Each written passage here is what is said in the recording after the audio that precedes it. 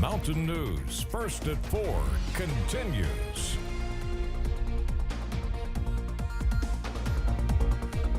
Kentucky State Police say although people may think summer break poses a greater risk for kids being targeted by online predators, this is an issue they see year-round.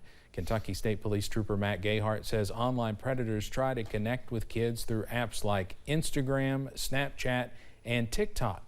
But they are also using lesser-known platforms like Discord, Kik, and Omegle. They may talk to the individuals and try to make it seem more innocent than what the intentions may be.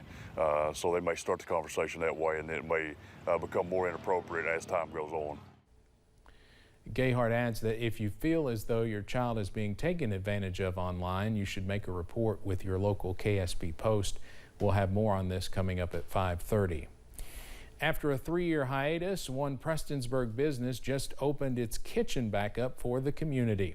Lizzie B's was a popular restaurant in the Star City for 10 years, but closed in 2020 during the early days of the pandemic. Now the space has finally reopened with a reimagined environment and menu. Owner Tim Branham says he's excited for the community to see the new flavors and old favorites. Didn't think when we did close that it'd be 3 years before we opened, but the support we got, and we've worked on, changed a few things with the pickup window, and the coffee's much more of an emphasis. Along with the coffee corner, the space is also island inspired with a Hawaiian heavy theme and a new breakfast menu, thanks to some of the time Branham spent traveling. See more from the business coming up tonight at 6. One family in Pike County will soon be back in their home following the massive flooding 11 months ago. Rob Elkins and his family have been hard at work rebuilding their lives and their home. Major flooding last July left the Elkins family homeless for a stretch of time, but after their water service is turned on and installed, they'll be ready to return. Elkins says he never believed he would be able to move back into his home. Looking back on it, it's astonishing to believe it or not. I honestly, after the flood and I walked up here, I honestly didn't think we'd ever be back here. I really didn't. I thought we'd just have to tear the house down and move on because everything, there was nothing, there was not one part of this farm that was not affected by that flood in some way. Elkins also owns a nonprofit animal rescue. He says the flood hindered his ability to take care of his rescues. We'll have much more on that tonight at 11.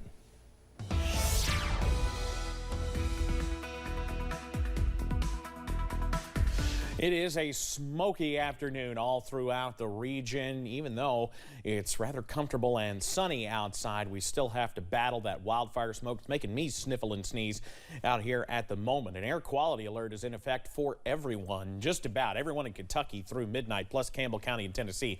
That doesn't mean if you're in Southwest Virginia or West Virginia or Claiborne County that the air quality is not bad. It just happens to be slightly worse in those locations under the air quality alert. You see that plenty of smoke working on through the region as I sniffle and sneeze over here. We had the camera at Buffalo Mountain. It is rather on the smoky side there. Let's see if we can load that up there one more time here. Temperatures you see in the middle and upper 70s and low 80s out there. There's the camera from Buffalo Mountain. Upper 70s with plenty of that smoke. I mean, it's hard to see in the distance because it's so smoky. Though we talked about it, though, not hurting those temperatures at all. Low to mid 80s and in the upper 50s for 2 points here in Hazard and low to mid 60s elsewhere. So it is not awful out there, but you feel it. Next 12 hours, falling into the 70s, quickly into the mid 60s. However, our attention turns to the north and west as we head through the overnight. Our first alert weather day takes effect tomorrow for the possibility of strong to severe thunderstorms working into the region tomorrow and again on Friday with damaging winds the main threat. I'm breaking down the latest after this, Steve. All right, thank you, Evan. Firefighters in Arizona are battling a massive 2,500-acre brush fire that ignited in North Scottsdale. The Diamond Fire broke out around 5:15 yesterday afternoon. Firefighters, air support, and other agencies are on the scene to keep it from growing and try and put it out. There is a large evacuation area in place there.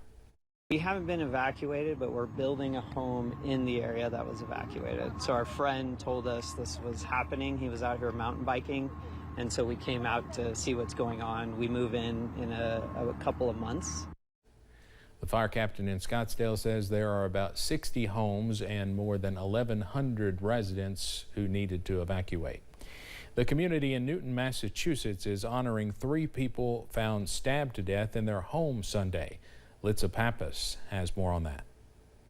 Although I didn't know them personally, that doesn't really matter. We're all part of the same communities. The Newton community came together in the dozens Tuesday for a Mass of Peace at Our Lady Help of Christians Parish. Standing room only, that's a big church. The Mass was followed by songs of prayer to honor the 3 fellow parishioners brutally murdered over the weekend. It was beautiful. It was supportive. It was calm. It was very heartfelt and sincere, and I think that I hope it helps the family. Helped me. This community still shaken by the murders after police say Gilda and Bruno D'Amore and Gilda's mother Lucia were found stabbed to death at their home on Sunday. Gilda and Bruno were supposed to celebrate their 50th wedding anniversary at this church on Sunday. Jill tended the flowers. She not only was at Mass regularly, but she was so good. I shouldn't ship it. I called her the Pope. She was that good. The news of this horrific crime reached the actual Pope in Rome. Boston Archdiocese Cardinal Sean O'Malley is there now and says he's praying for the victims, their families, and the entire Newton community at St. Peter's Basilica. He was about to go into a meeting with the Pope, and he promised that he would inform the Pope of what happened and that he and the Pope would pray out loud together specifically for the family. Anheuser-Busch's United States CEO went on CBS Mornings today to address the recent controversy that knocked Bud Light out of the #1 spot for beer sales. That controversy began after a trans social media star posted a video on Instagram in April showing the company sent her a personalized Bud Light can as part of an online promotion. Some customers called for a boycott. Anheuser-Busch then faced more backlash. Bud Light has supported LGBTQ since 1998, so that's 25 years. And as we've said from the beginning, we'll continue to support the communities and organizations that we've supported for decades. Company leaders say while Bud Light sales have taken a hit, it remains the country's #1 brewer. A man in Hawaii is sharing his off-the-grid lifestyle and has an audience on the internet. Jim Mendoza tells us his story. Oh, are you tired of just slaving away at that dead-end job? Off the beaten path on a 1/4 acre of forested land near Mountain View, a Big Island man is carving out his own little piece of paradise. Yeah, my name is Robert Breton. I love just growing food and living in tune with nature and living off grid and having that self-reliant lifestyle. In 2020, Breton left his life in Northern California, bought the land, and built his tiny home with his bare hands. It's a 200 square foot home, but it's like a treehouse vibe, so it's 30 feet tall. Okay, and it's very laid out as far as how to make the most out of the space. He has become somewhat of a social media sensation for the TikTok, Instagram, and YouTube videos he produces that document his daily doings. His followers are fascinated by this modern-day George of the Jungle. So I wanted to, accentuate nature and have some exposed beams and some things where you can see living trees and moss in the bathroom, things like that. But at the same time, have Wi-Fi, have a refrigerator, have a hot shower, all these things that really make it comfortable. Solar panels power the lights and appliances. A large tank collects rainwater that's filtered and pumped to his sink and shower. He grows tropical fruits, vegetables, and herbs in his garden and greenhouse. When you're out here in the jungle, that laundry list just piles up on you, The jungle itself is its own full-time job. Breton supports himself through a food supplement company he founded and his social media accounts, where hundreds of thousands of people watch his videos on yoga, meditation, and lifestyle changes. The biggest bill he pays is the $25 a month it costs for his Wi-Fi router. This is the legacy that I'm building and, living with authenticity in order to hopefully inspire others to do the same. Wow, I can't believe it's been almost a year living 100% off the grid. Breton is 35. He planned this move for 10 years and checked out other places before he settled on the Big Island, built his treehouse, and started living on less. Well, not far from Fargo, North Dakota, a kid has started his own lawn company. Alex Larson introduces us to the boy who is hoping other kids can do what he has done, find passion in hard work.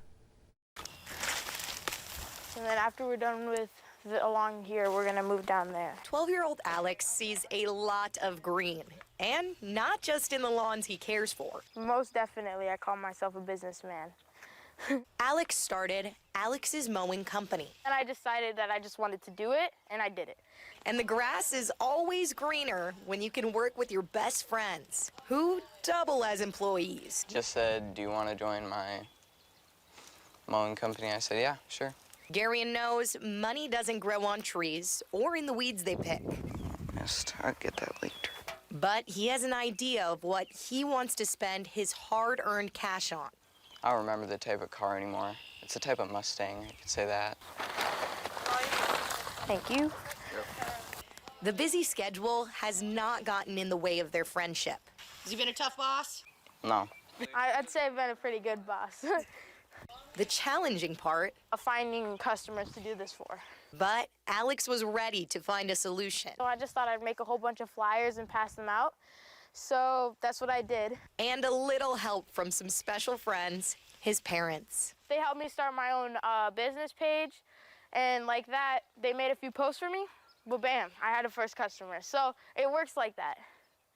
Facebook, that's where Alex says he heard a whole bunch of like comments of people saying kids don't work hard these days. But he says that's not the case here. Does that make you feel pretty good to hear that you're working hard and like proving those people wrong? And I'm like, oh yeah, it is. It does make me feel really good. And he's hoping other kids join in on his mission. There is kids that do work and that do the things that people don't expect them to do. As for the future of Alex's Mowing Company, just getting more expansion. Well, Alex's birthday is at the end of this month. He is turning the big 13. Coming up on First at 4, one